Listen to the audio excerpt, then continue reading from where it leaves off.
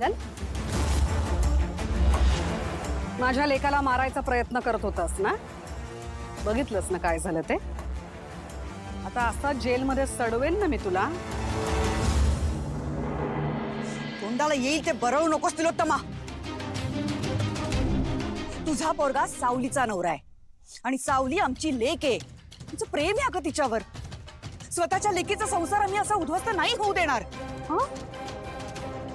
मी कोण कसं आहे ते दिसतच आहे ना मला.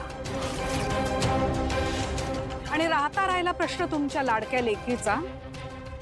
तिचा सुद्धा निकाल मी लवकरात लवकर लावणारच. हे बघ तू ना आता संयम ठेव.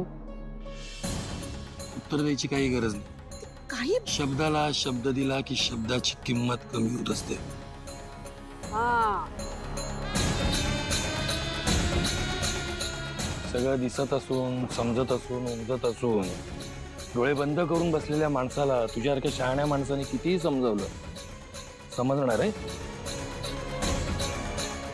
काळजी नको करू. जसा चाललोय तसंच परत ये. झालं झालं बोलून की अजून काही बोलायचंय? घेऊन जायला चला.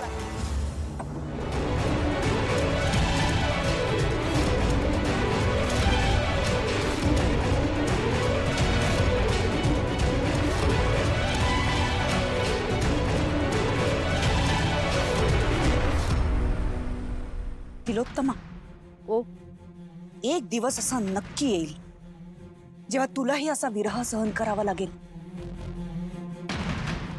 तुझ्या जवळची माणसंच तुझा घात करतील.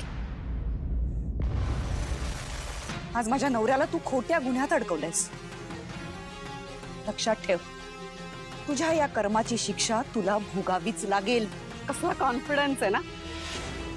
स्वतःच गुन्हा करायचा, स्वतः खोटं बोलायचं. आणि हा कॉन्फिडन्स खरंच कौतुक वाटतंय मला तुझं.